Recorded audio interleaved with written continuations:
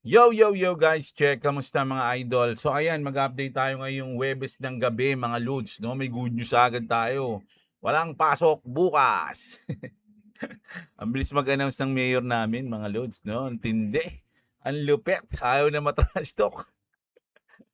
So ayan, kasi ang lakas din ng ulang kanina, hapon mga lods, no? Sinong ba malapit dito sa amin? Grabe, ang lakas ng ulang kanina. Tapos, dalawang beses nag-brown out dito sa amin. Muntik na masira yung TV namin tsaka itong PC ko kaka-brown out, oh.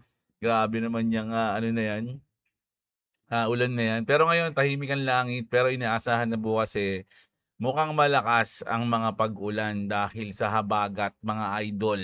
Okay, so let's go. Mag-update na tayo ngayon mga lods. No? Check muna natin yung ating chart. Nako, ito yung sinasabi ko kanina. Kaya lang kasi hindi ko talaga mabantayan mga lods eh. Ayun yung pinakakahinaan ko ngayon eh. So pero bukas dahil walang pasok, malamang mababantayan natin tong chart. Okay? So sa ngayon, ito, dito pa rin yung 80 natin, hindi pa natin ginagalaw. Eto sana oh, eto sana yan oh, kinuha niya 'to Eto yan oh, then dapat nakapag-short ako dito sa banda na 'to. Pero hindi nabigay o hindi ko nakuha. Kasi wala na, pagtingin ko nandito na agad, bumaba na agad So, waiting na lang muna tayo. Okay mga idol? So ito mag-update tayo ngayon. Update muna natin o follow up tayo dun sa balita natin sa Nepal muna tayo mga lods. Ito yung mga bilang no ng mga foreign na nandun na nawawala pa rin hanggang ngayon. No? Nepal government has updated the missing figures mga lods. So yung mga Nepalese 462. Grabe. Kalkul nga natin mga idol. Kasi itong mga nawawala na 'to, kasi alam nyo ba, ang dami kong nakitang video kanina sa yung update dun sa Nepal. Grabe, nakakapanlumo mga lodi, nahahati yung mga katawan. Dahil nga naman hindi naman tubig halos yun, talagang putik yun 'Di ba? Magsalungat lang yung agos ng putik, punit din yung katawan mo dun, mga idol. So, eto, 462 Nepalese ang missing and 133 Indians, 54 Americans mga idol, 53 Ukrainians, 34 Australian mga idol, British naman 33 mga lods, Canadian 24, okay, Malaysian 19, Korean 9, Singapore 6, Japanese 5, New Zealand 5, 4 Germans, 3 French, 2 Irish, 2 Dutch, 2 Russians, tapos tig-iisa sa Israel, Portugal, Belarus, Finland, Lithuania, Philippines at Hungary. So plus 7 mga idol, no? 855 ang nawawala mga loads. At etong mga nawawala na to na 800 parang for me napakaliit ng chance mga idol na makita silang buhay kasi talagang mawawala sila dun sa gitna ng putik na yun, 'di ba? Kung huhukayin yun o yung tinatawag nilang retrieval operation na yun hindi na rescue operation kasi talagang pag rescue kasi parang buhay pa yung mga hanapin mo Pero diyan retrieval na agad yan kasi mga lod sobrang bilis ng pangyayari. Talagang matatabunan sila ng lupa. Depende na lang yung may mga siguro yung mga nasa loob ng bahay na natabunan tas buhay pa sila. Yun siguro. Ayun siguro sana may mga makuha pa sila, no? Na buhay. Pero so far yung mga nakikita ko ngayon, mga loads, ayoko na sana kasi kaya lang nakakaano talaga Iba yung mga video mga idol kanina. Hindi ko nga kasi hindi ko sinave Ah, kasi nga medyo gore. Gore yung video Ayun lang. Lagyan natin ng body. 1,400 na nga dito mga idol Big Oil's body count source to 1,4. Grabe, missing 1,4. mga lods. Ayan 'no dito, kaya lang, hindi ko, 'pag nakakita tayo ng ano, ayan tulad niyan. Ito mga lodi, ayan. Kanina hindi walang labo 'yan, malinaw 'yan, eh. Tapos yung mga half body, ayan yun yung malinaw, nakita niyo, ayan oh. Tapos yung mga kalahati na lang, grabe yun mga lodi. Hindi ko na ano, tigilan natin 'tong paghahanap, Iba na lang, iba na lang. Baka ma-restrict tayo, eh, mga lods, eh. So ayun mga lods 'no, grabe. Ah, Ayun yung update natin sa tragic 'no, yung trahedya na nangyari dito sa Nepal. Okay, so punta naman tayo sa geopolitical, mga idol 'no, global news tayo 'no. Huwag niyo kalimutang mag-like, subscribe, comment, nakalimutan ko yun, Like, subscribe, comment mga lods, and click the notification bells, and, check niyo yung mga link diyan sa baba ng description natin, okay. So eto na, matindi yung, nagagalit na ngayon si Putin.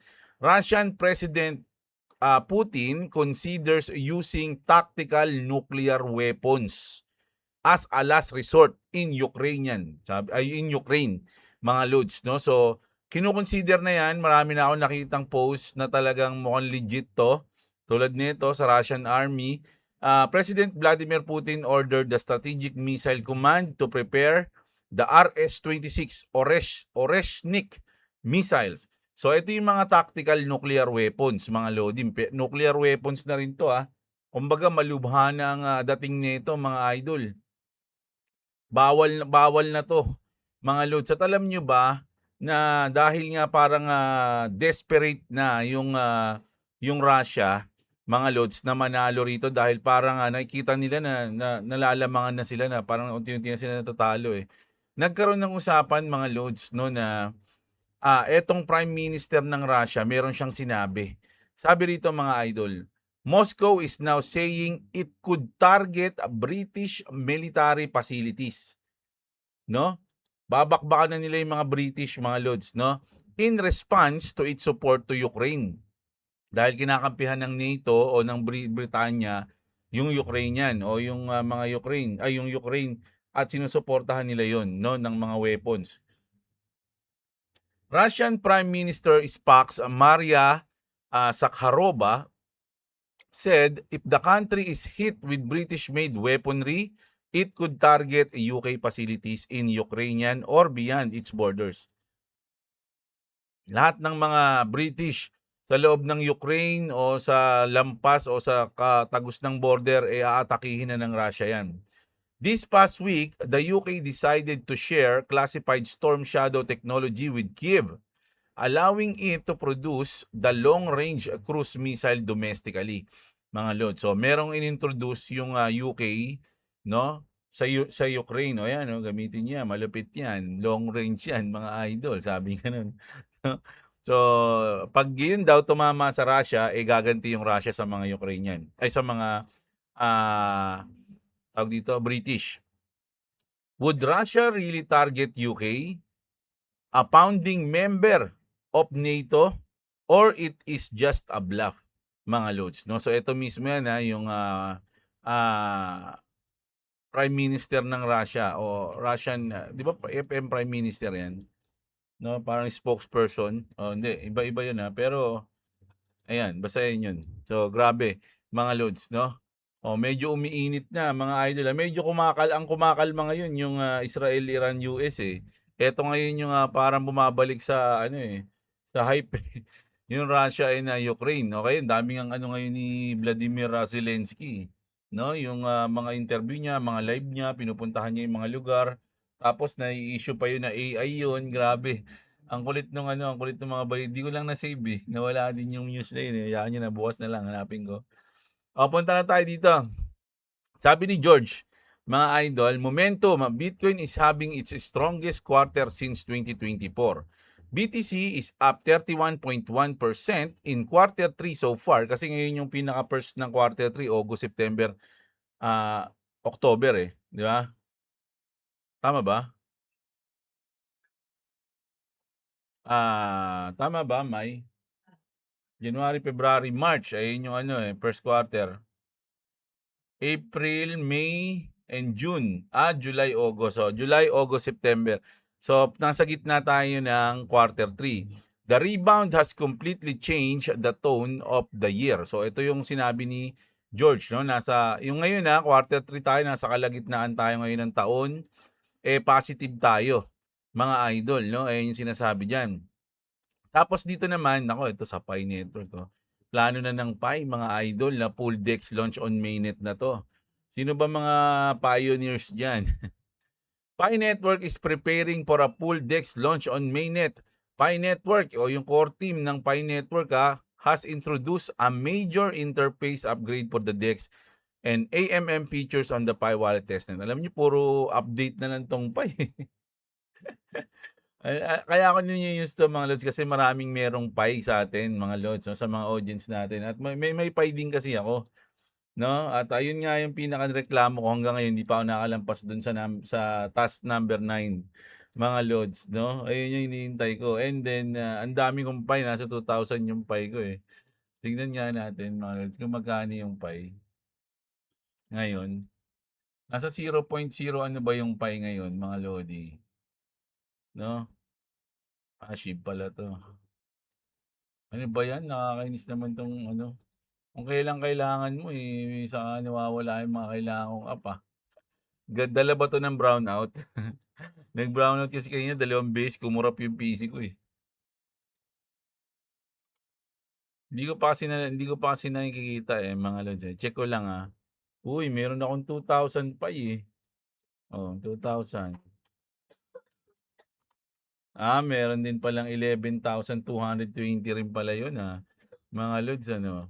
So ayan, This technological this technological this technological advancement comes as the network transitions to Protocol 27, the final stage of infrastructure testing before the launch of smart contracts. The new design aims to improve liquidity pooling and swapping for the international consumer market, supported by 420,000 active nodes.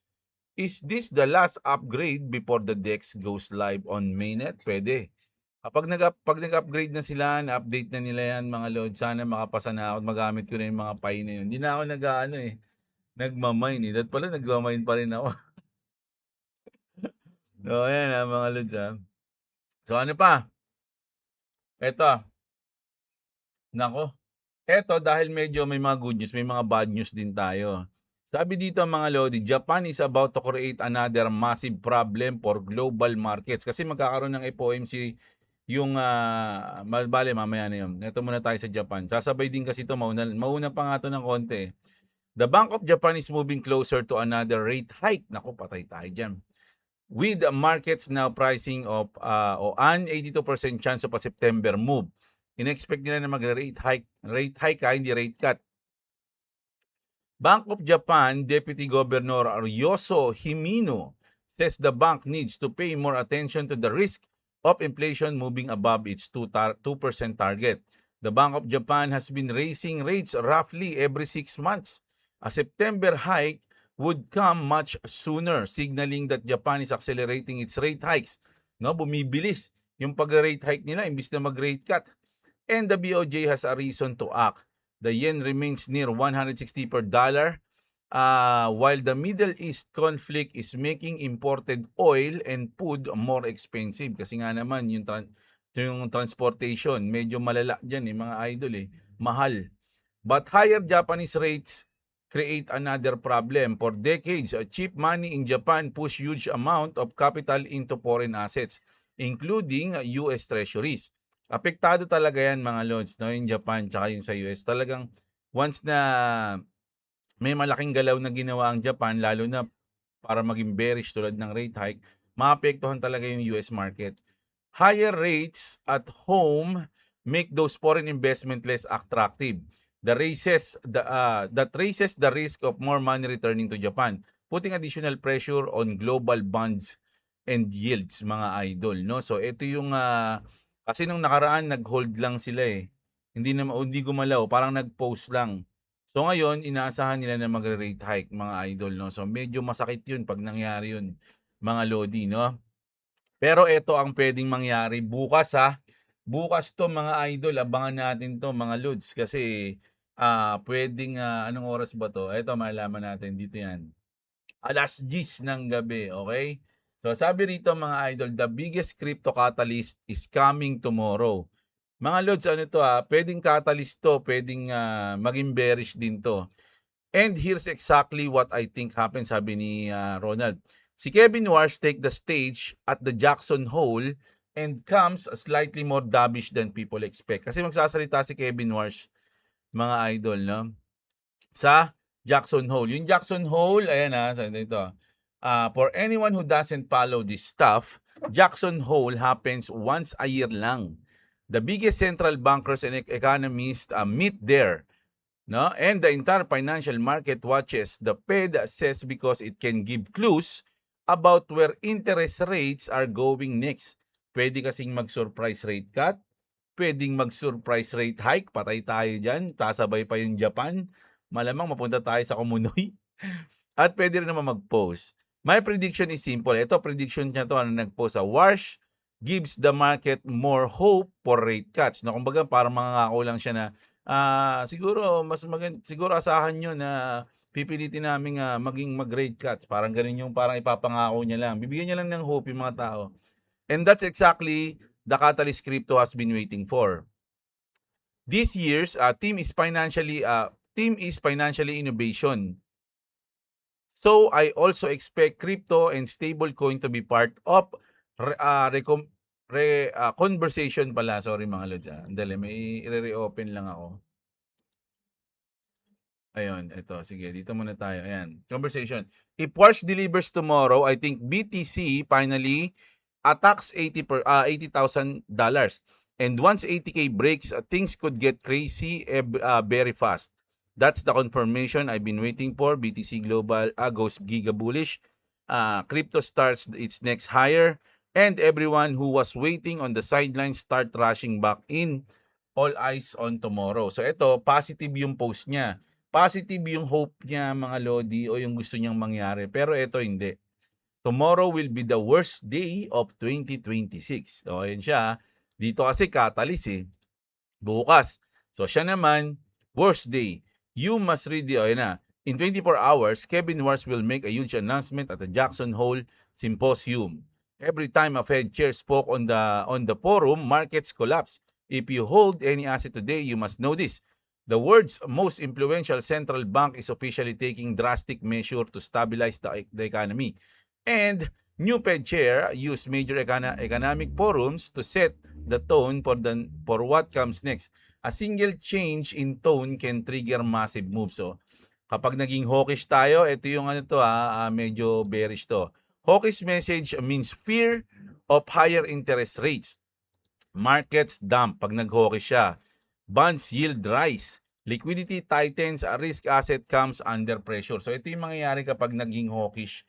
Yung boses o yung pananalita pa lang ni Kevin Warsh, ayun yung titignan ng mga tao Kapag ito medyo naging bearish, patay. Pag ito naman naging positive yung mga sasabihin niya, medyo magiging good yun. Pag ito naman, dovish. Dovish message means something very different. Rate cut expectation rises, no? Ayun yung baka mag-surprise ng rate cut. Market pump. Liquidity expectation improve, risk asset rally. So ito na, magra-rally na yung mga risk asset. Alam niyo naman mga risk asset, di ba? Siyempre, crypto. Tomorrow, all eyes will be on Wars because he is expected to discuss some of the biggest issue facing markets right now. Interest rates, liquidity concerns, rising inflation. And each one has the power to move trillions of dollars. This is not just another speech. The Federal Reserve controls the world's most important interest rates. Its decision ano yung mga apektuhan? Stocks, bonds, currencies, real estate, and crypto. Heading into September, that matters more than most people realize. No, ayan, no. Ayan na mga lods, no. Kasi alam nyo, yung pag nagpapalit o yung ng Fed chair, usually daw bumabagsak, no. Nung una, ayan si Jerome Powell, ganun din. Nung pangalawa, siya ulit yan, bumagsak ulit. So medyo umangat na nga nung papunta kay Kevin Warsh kasi nga pro-crypto to. Pero usually, kapag upo, mga lodi ng isang bagong Fed chairman, lumalaglag yan. So, pwedeng umabot daw ng 60, etc., etc. So, ayun yung iniisip niya. So, kung bullish to, Si Ronald, bearish naman 'tong isa, mga idol. So bukas meron tayong, 10:30. Friday magsasalita na siya, mga lods 'no. Pero etong, Jackson Hole, Saturday 'to, anong oras 'to? Wala pang ano, 2 days pala 'to event, 2 days event pala 'yun. So Saturday sa'tin, pero bukas magsasalita pa rin siya, oh. At kailan ang FOMC natin? Malapit na, 17 ata 'yun. 17. September 17 after ng botohan. Naku, after ng botohan 'to ng, Clarity Act, magkakaroon ng FOMC. Naku, sa tingin niyo bullish na ba, mga idol, o yari pa tayo? Hindi, September na 'to, eh. Mga lods, papunta na tayo sa most bullish month, which is yung October. So dapat dito pa lang mag-start na, 'di ba? Ano na, sabi dito ni Shibo, sikat 'to si Shibo, mga lods, may tropa kasi ito sa loob, eh. Lagi ito nagtitimbre. Sabi niya, OMG, just got off the most insane call ever. Someone I know in very high places just confirmed the following. Clarity Act will pass in September. Meron ngang rumor, mga lods, napasado na daw yung Clarity Act. Kumbaga, ano na lang yun, formality na lang yun sa September 15. Pero pasado na daw yun, nagbotohan na daw yun sa Senate. No? At pumasa na yun, hindi lang sinasabi. At i-announce na lang nila mismo sa September 15. Ayun yung nakita natin, na mga rumor. Pero hindi ko yung sinama kasi nga rumor na ano lang yun. Parang hindi natin alam kung totoo, eh. Pero sabi rito, Clarity Act will pass in September. Surprise rate cuts will be announced on next FOMC, which is September 17. Grabe ang catalyst na yan. Pag imagine, pumasa yung Clarity Act tapos nag-rate cut yung FOMC. Sa FOMC, paldo na naman ang mga idol natin dyan. The United States of America will start buying Bitcoin next week. Ayun daw yung sinabi sa kanya. Prepare yourself for the most parabolic crypto pump of your entire lives. We're all going to get so rich. Wow, sabi niya. We are going to get so rich. Ayan, number 1 pa rin ang, XRP sa Upbit, mga lodi. Sikat ngayon yung ano, yung XRP ngayon. Sila yung nagte-trending na token, di ba? Ito nga, XRP sa trend, ano to, sa South Korea to, mga lods, yung Upbit. Pero ito naman, XRP is trending in the United States din. We check CoinGecko's trending assets by country, and XRP was a notable mention alongside some meme coins. Of course, BTC, andyan yan, was another prominent name in the United States. Other top trending asset, ano pa yung mga medyo nagtitrending ngayon? Ito yung Cashcat, Pump, SHIB, ZEC, Pons, Solana at Ethereum. Pero ngayon, parang mas nagtitrending daw yung XRP. So, ayan yun, Ito naman sa Ripple. Ito, mga lods, parang sinabi lang to. While Washington debates the Clarity Act, 7 governments already moves. Ano ba yung mga nag-move, mga lodi? Ito yung mga yan, no? China, Russia, di ba? EU, UAE, India, France at Turkey. No, sinabi dito. The EU MiCA lives across 30 states, Ripple fully licensed na. Russia crypto written into law, XRP on a national exchange na.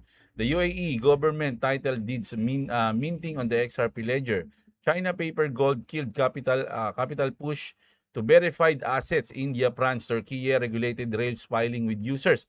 The US invented the internet and owned the country or the century that ulitin natin, take to direct. The US invented the internet and owned the century that ran on it. The settlement layer of the next century is being claimed right now, and the neutral bridge in the middle of it is XRP. Miss the rails, and America doesn't lose a boat. It loses the network. Like what you just read, ayan so mga lodi, ayan.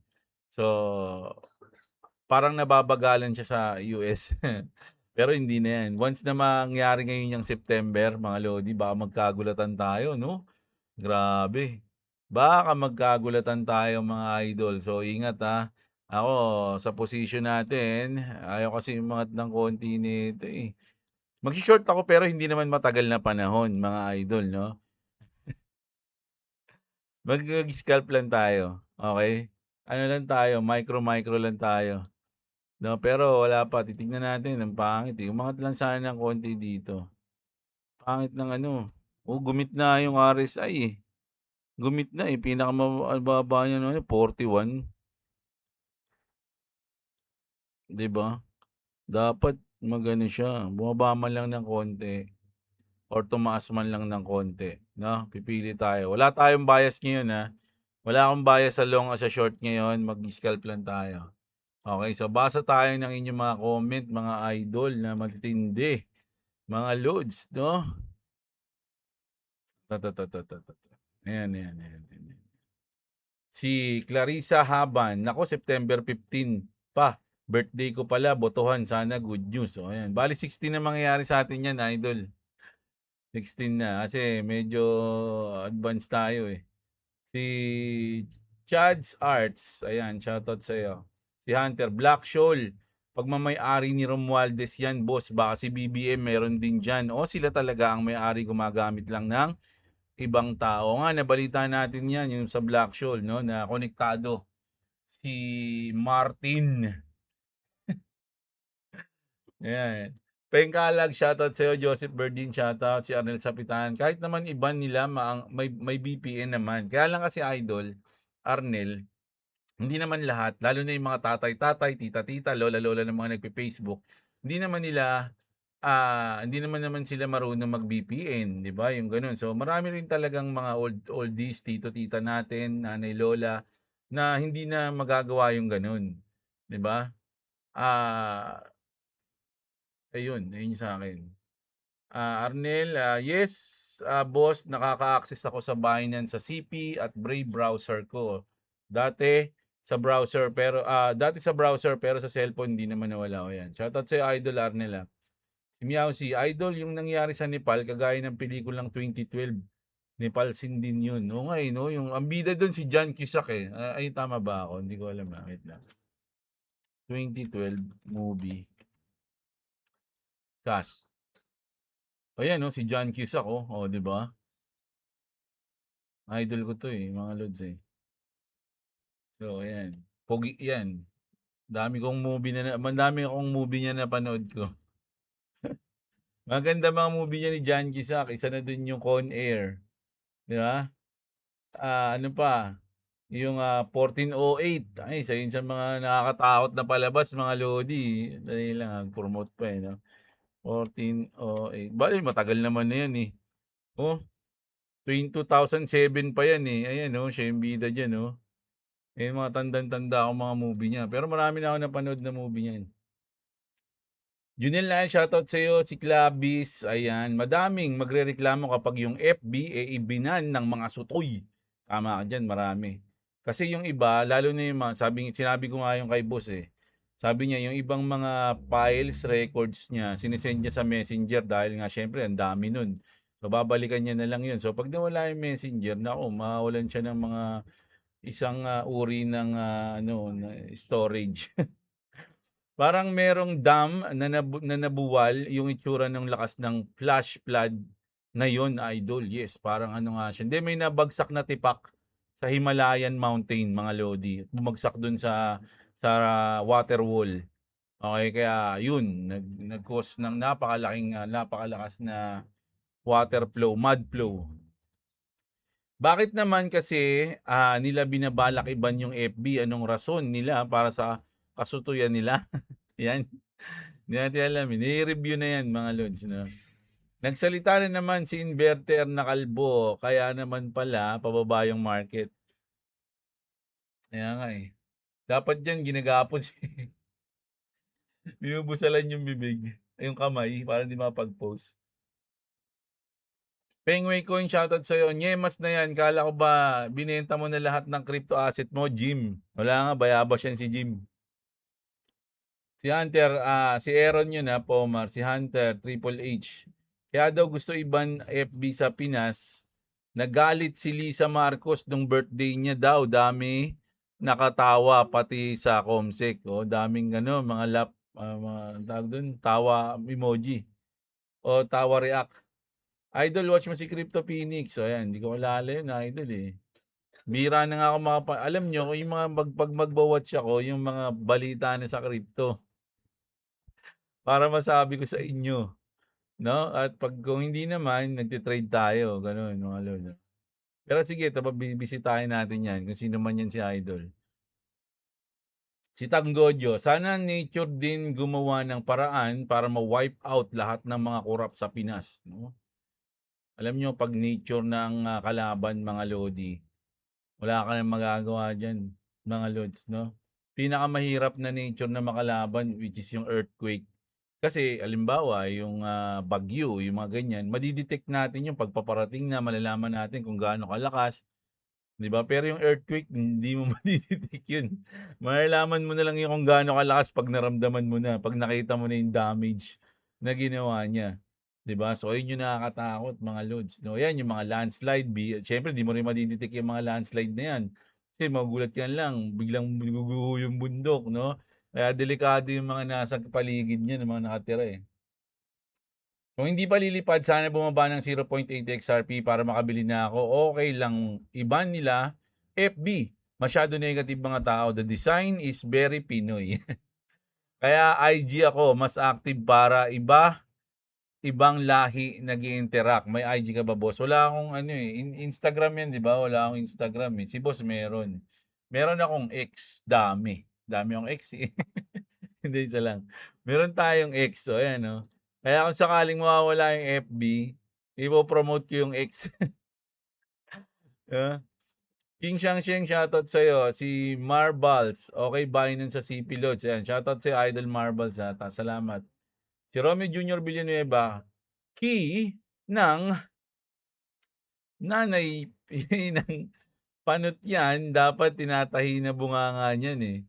O kaya tuluyan ng patahimikin. Grabe kasi siya eh, no?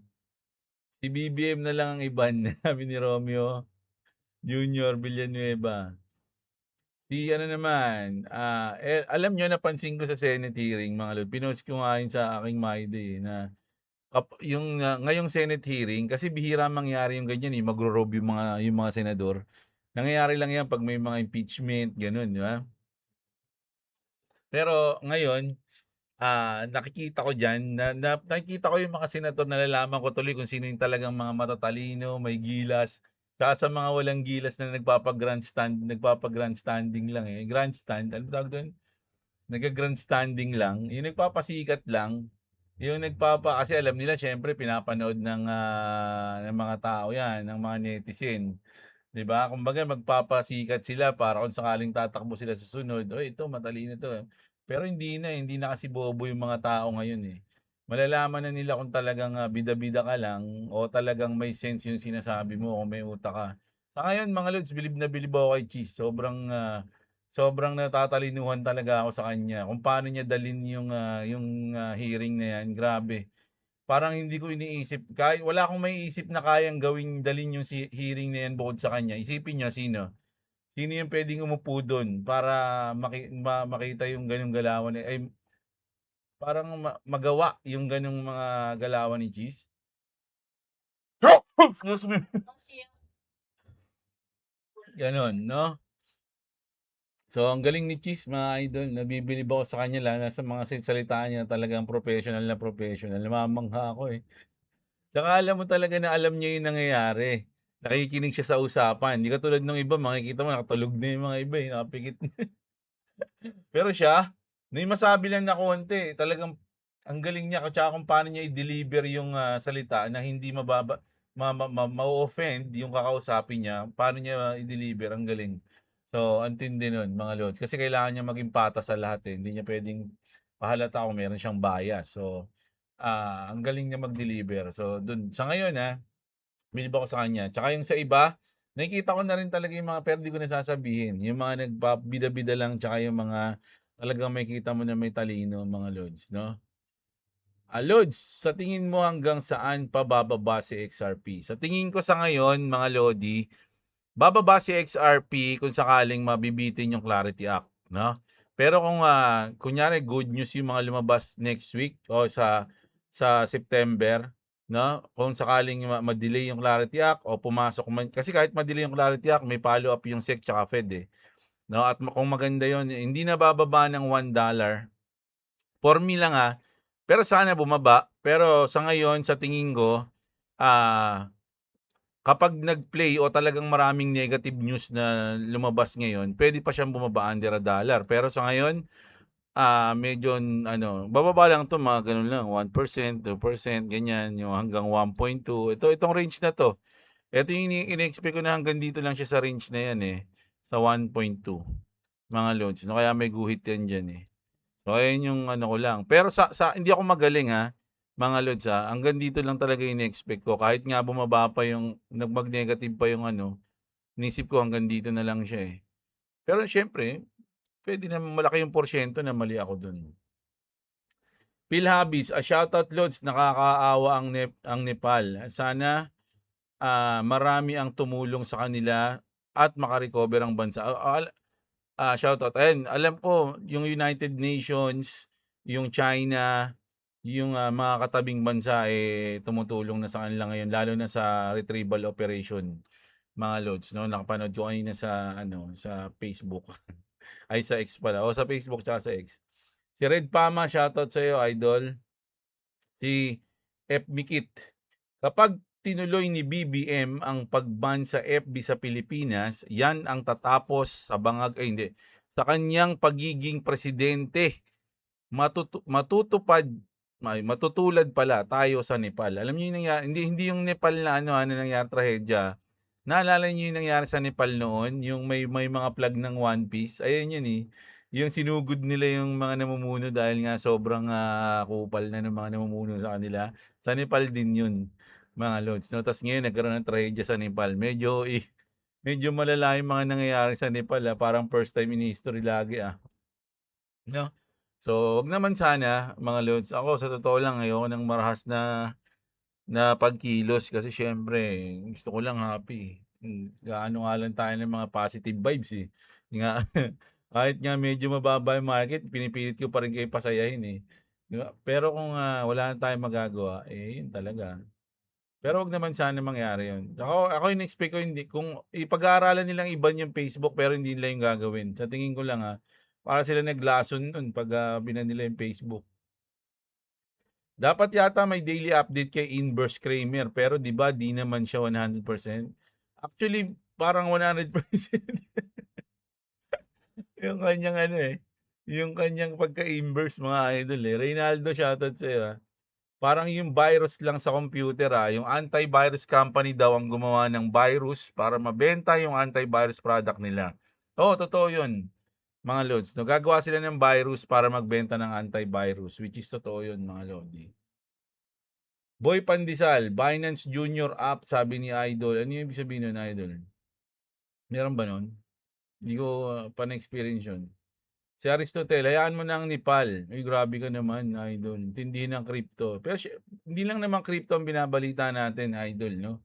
Nagbabalita tayo ng mga global news tsaka mga trending news. So, nag-trending siya at global news siya. Kasama siya sa balita natin. Wow, sana nga iba na lang. Gusto mo maban, ha? Roderick Sanchez, paano boss yung indicator sa baba? Di ko magawa. Alin? Itong RSI, mga idol. Dito lang yan. Saan ba to? Sa indicator. Ano ba nilagay yun? Saan ko ba makikita yun? Ayan, dito sa indicator. Ayan, oh. Hanapin mo yung R, nagsisimula sa R. Saan na? RSI. Ayan, oh. Relative Strength Index. Ayan yun. Ayan na, naging dalawa tuloy. Oh, kasi pinindot ko. Oh, Control C. Oh, ayan. Ayan yun, RSI. Okay? So, pwede kong alisin yan dito. Ayan, oh. Pwede kong tanggalin if ever na gusto ko. Pero hindi ko siya gustong tanggalin. Okay? So, indicator natin yan. RSI, hanapin mo lang sa indicator. Sa ano, sa browser, dito yan. Ayan, oh. Nakita mo yan? Yung parang H, pero kumembot yung guhit niya sa gitna. Ayan yun. Click mo lang yan, hanapin mo yung RSI. Kahit sa search bar. Ayan, oh. Ayan, hanapin mo. So, doon na yan. Okay? Oh, very good. Si Julius Bukay, "Boss, all in ko na lahat ng XRP sa SEP. Ikaw bahala idol, sabi ko sa inyo, huwag kayong umasahin para bumili, magbenta, mag-hold ng kahit anong token o coins mga lodi. I'm not a financial advisor. Do your own research. Basta tayo nagbabalita lang tayo sa mga nangyayari, okay? Na pwedeng makaapekto sa chart, sa market, sa Bitcoin at sa crypto." Yes, Idol Mr. Rad, shoutout sa iyo. Si OJT, Inverse Kramer indicator is the only TA tool that actually works. Kasi kahit anong chart pattern, mas accurate pa yung opposite of Jim. Tama talaga yan, Idol eh. Meron ng weekend uptrend, sabi ni Cerezo Joynil. Idol nag-drop. Yes po. Mabel Sambali, shoutout sa iyo. Si Aldrin Matalo, always watching Idol, shoutout sa iyo. Si New Gamer, yung planong block sa Facebook dahil sa school shooting dito. Naalala ko, sinabi mo noon, Boss Jeblo, may sindikato behind the Tacloban shooting. Yes. Diba? Naalala niyo yun, yung binanita natin yun? Na-confirm na sa Grok. Nako, na-confirm na ba? 764 yung pangalan ng kulto. International terrorist ang grupo na ito sa Roblox. Nakaka-disappoint lang sa social media ng Facebook, hindi ito pinag-uusapan o walang post tungkol sa 764. Puro na lang ban ng video games, anime at itong Facebook. Kaya nga kumbaga yung ugat hindi nila kumbaga maraming nadadamay na mas maraming tulong kaysa dun sa ugat na dapat nilang hinahanap, no? Pero sa totoo lang mga idol, may part din yung kung ayaw natin mabiktima yung mga anak natin ng mga ganito, may part din na yung magulang na dapat alam natin yung ginagawa, kung ano man yung nilalaro o kung ano man yung ginagawa sa social media ng mga anak natin. Ako, yung mga anak ko, tinitignan ko yung ano niyan, basta, baka naririnig ako Pero, tinitignan ko yung history yung mga ano nila, di ba? Para malaman natin. Kaya, inahack ko yung mga ano nila. Pero hindi naman ako nag-overreact, di ba? Basta, maano lang natin yan kapag medyo alam na natin na mali na yun, delikado na yun. So, doon lang tayo. Pero syempre, depende pa rin sa delivery mo. Kung papahalatang isang spy. Romel Babiera, shoutout sa'yo. Lisa Yonson, si Chris Pogi.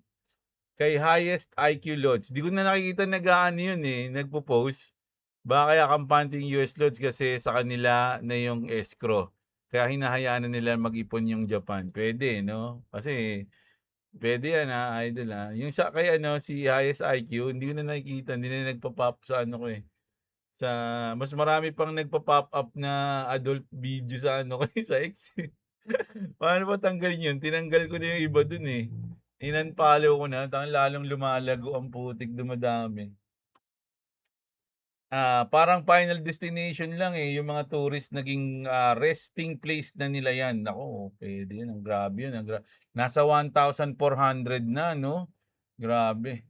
Si Well Ocampo, buti na lang sinanay ko na walang FB, X at Reddit tayo. No, yan sila idol. Ako, dalawa kasi talaga ginagamit ko, X din May X din, tsaka syempre X para sa mga news at syempre mga update din sa buong mundo. Kasi yung X, ang pinapalaw natin dyan yung mga news mga lods Cointelegraph, Watcher Guru, Inside Paper, ano ba yun? Basta yun, di ba?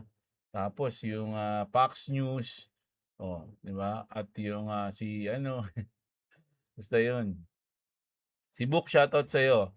Si MCLLTV, ayan, si Lab, shoutout sa iyo, idol.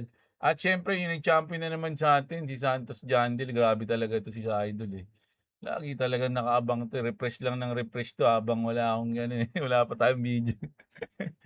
So, ayan mga lods So, ayun yung news natin ngayong gabi mga idol. Siyempre, alam nyo na yan. Kita-kits tayo bukas ng umaga. Always yan mga lodi.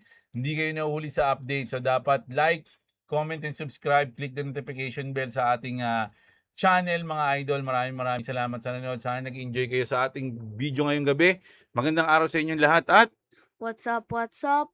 And also, I'm sick.